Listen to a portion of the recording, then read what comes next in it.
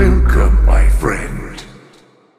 In Episode 3, Revenge of the Sith, the fate of Anakin Skywalker is sealed when he engages in a climactic duel with his former master, Obi-Wan Kenobi. Once close like brothers, their confrontation reaches a critical moment where Obi-Wan gains the upper hand with the advantage of the high ground. In a heartbreaking decision, Obi-Wan is forced to act and injures Anakin severely, but he cannot bring himself to deliver the final blow. By dismembering Anakin and limiting his physical capabilities, Obi-Wan inadvertently curtails the potential of Anakin's formidable power, which seemed boundless. However, it raises the question of whether Obi-Wan was the best choice to confront Anakin on Mustafar. At that time, Anakin was overwhelmed by rage following the execution of Order 66, and his inner turmoil made him almost impossible to control or restrain, ultimately leading to his devastating transformation into Darth Vader. During the encounter on Mustafar, Padme attempted to reach Anakin, hoping to bring back the man she married.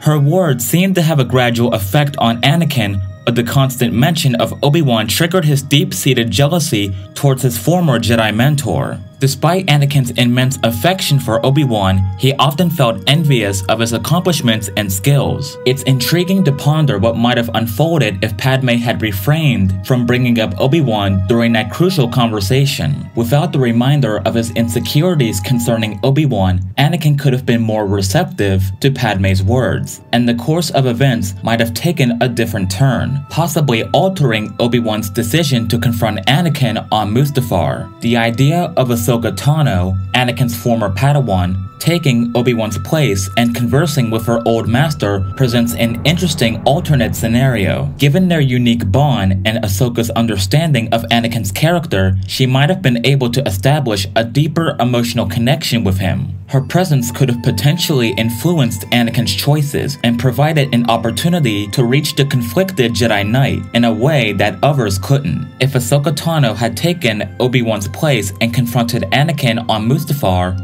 it could have had significant implications for the outcome of the galaxy as we know it today. Ahsoka's unique bond with Anakin and her understanding of his inner struggles might have enabled her to approach him in a way that others couldn't. Her presence could have potentially sparked a different response from Anakin, opening the possibility of a more profound emotional connection and a chance to reason with him. So let's discover together what could have happened if Ahsoka went to Mustafar instead of Obi-Wan. As Rex gathers parts to repair the Y-Wing and R7, he watches Ahsoka in the distance, standing before the helmets marking the graves. Dozens of clone soldiers, including Jesse, perish when their ship crashed. She holds onto her lightsabers for safety, rather than dropping them to fake her death, as she did in the season finale. Ahsoka would walk back to the Y-Wing as Rex was finished with repairs on the ship and R7 as they left the moon. Ahsoka used the emergency code 913, then a hologram of Bail Organa appeared. Senator Organa, my clone troops turned against me, but not Captain Rex. We need help. We have just rescued Master Yoda. It appears this ambush has happened everywhere. We're sending you our coordinates.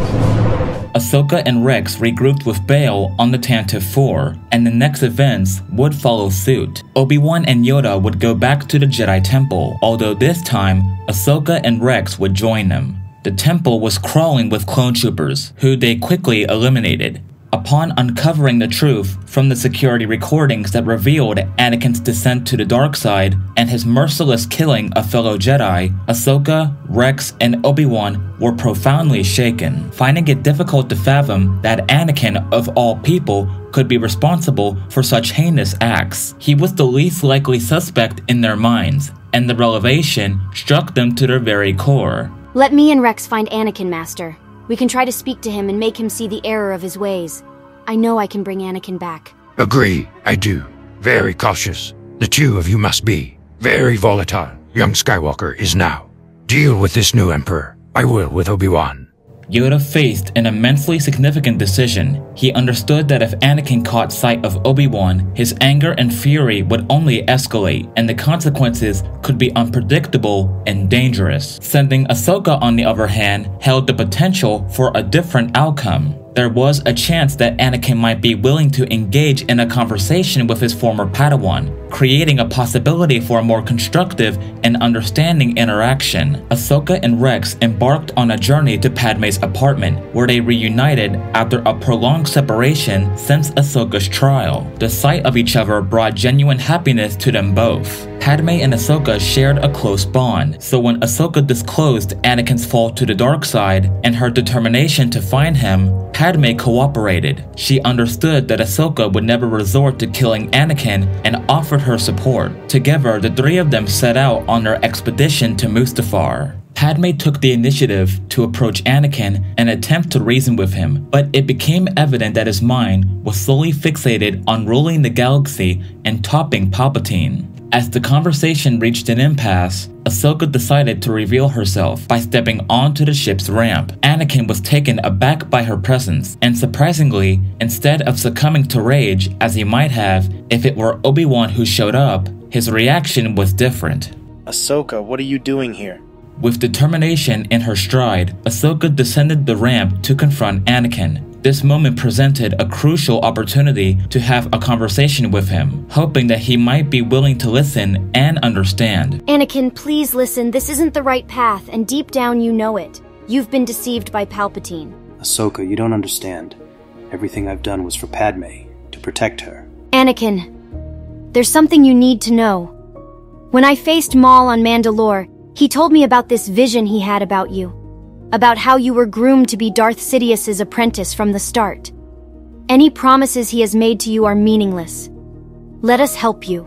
Gradually, Anakin's awareness dawned upon the grave errors he had committed. Ahsoka's words resonated with him, and he began to comprehend the sense in what she was saying. Nevertheless, the weight of the damage he had already caused weighed heavily on him. Unexpectedly, a transformation occurred within Anakin as he found himself drawn back to the path of light. The malevolent glow of his yellow eyes vanished, revealing the return of his serene and familiar brown eyes. Deep within his heart, Anakin held an immeasurable love for Padme, and he was prepared to do anything for her. However, it was Ahsoka who held the closest place in his heart, a bond forged through shared experiences and an unbreakable connection. Ahsoka coming to Mustafar with Padme was exactly what Anakin needed. After departing from Mustafar, they contacted Yoda and Obi-Wan. They had recently engaged in a duel with Palpatine, resulting in a loss. Despite this setback, both Yoda and Obi-Wan were prepared to rendezvous with their companions on Polis Massa and join forces once again. Following their departure from Mustafar, Padme gave birth to twins, both Luke and Leia. In the aftermath of this momentous event, Yoda and Obi-Wan engaged in a serious conversation with Anakin. Padme, against all odds, managed to survive the childbirth, bringing relief to Anakin's troubled heart. As the pieces of the puzzle fell into place, Anakin began to piece together the truth. He realized that it was Palpatine who had manipulated him by implanting those haunting dreams into his mind, steering him towards the dark path. They know what must be done now. They had to go back to Coruscant to destroy Palpatine once and for all. Bail and Rex would stay with Padme and the newborns on Polis Massa as Ahsoka, Anakin, Yoda, and Obi-Wan returned to Coruscant. Palpatine had been pacing in his office, trying to figure out what happened with his new apprentice. His thoughts are disturbed by several footsteps drawing closer to him. As he sees Anakin leading Obi-Wan, Ahsoka, and Yoda, Palpatine's anger could not be contained. So you've crawled back to the pitiful Jedi Order. How pathetic. With a sudden burst of energy, Palpatine lunged forward, launching a relentless assault on the Jedi. In his calculating gaze, he identified Ahsoka as the least experienced and targeted her, intensifying his attacks. Palpatine's movements were swift and elusive, yet Yoda managed to match his speed, displaying his unparalleled agility. Obi-Wan, on the other hand, relied on his mastery of Surisu to deflect as many strikes as possible.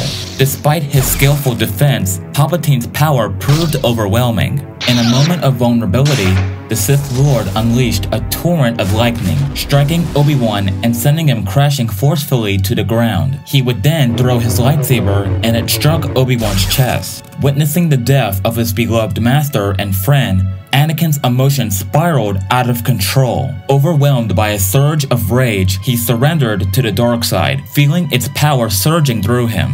Anakin's strength and abilities grew exponentially as he unleashed aggressive and forceful strikes, determined to vanquish Palpatine once and for all. However, Palpatine was no ordinary adversary. A master of all 7 forms of lightsaber combat, he skillfully countered Anakin's attacks with calculated precision. As the duel intensified, Palpatine managed to force Anakin back, using his sinister lightning to push him against a wall. Amidst the fierce battle, Ahsoka and Yoda seized the opportunity while Palpatine was distracted by his fierce clash with Anakin. They cautiously approached the Sith Lord, hoping to exploit his momentary vulnerability. Together, the two stabbed Palpatine in the back. Palpatine yelled in pain as a surge of energy surrounded the room, pushing Yoda and Ahsoka back against the wall. It was over. Palpatine was dead. Ahsoka, Yoda, and Anakin departed from the scene, leaving behind the aftermath of Palpatine's demise. With the discovery of his body, the oppressive new empire crumbled and a new era emerged. The respected Chandrilan Senator Mon Mothma assumed the role of Chancellor, leading the way towards restoring the Republic. Anakin's return to the light side had exposed the flaws in the Jedi Code, particularly the rigid attachment rule. Recognizing the need for change, the Jedi Order embraced a more balanced approach, understanding the significance of connections and emotions. As time passed, Leia and Luke, the twins born to Padme and Anakin, grew to become some of the most powerful Jedi in history. Under their guidance, the Jedi Order was revitalized, returning to its noble purpose of maintaining peace and justice in the galaxy. The once influential figures, Mas Amedda and Sly Moore, faced imprisonment for their association with Palpatine, ensuring that they would no longer threaten the stability of the newly restored Republic. Bail Organa took on the role of Vice Chair, assisting Mon Mothma in leading the restored Republic. Yoda approached Ahsoka once more, urging her to rejoin the Jedi Order. This time, Ahsoka accepted the offer, recognizing that the Jedi could now return to their true purpose as peacekeepers, no longer burdened by the role of military commanders. In recognition of her growth and dedication, Yoda granted her the esteemed rank of Jedi Knight. Anakin's journey brought him to the pinnacle of his Jedi career, earning him the rank of Jedi Master. However, his past struggles served as a reminder to maintain vigilance. Yoda kept a close eye on Anakin, conducting daily sessions to ensure his continued growth and adherence to the Jedi way. Across the galaxy, the clone troopers' inhibitor chips were removed, freeing them from Palpatine's control. With the dark influence lifted, the clone troopers retired peacefully, choosing their own paths in life. The galaxy found itself at peace, and the joyous ending allowed everyone to live happily ever after.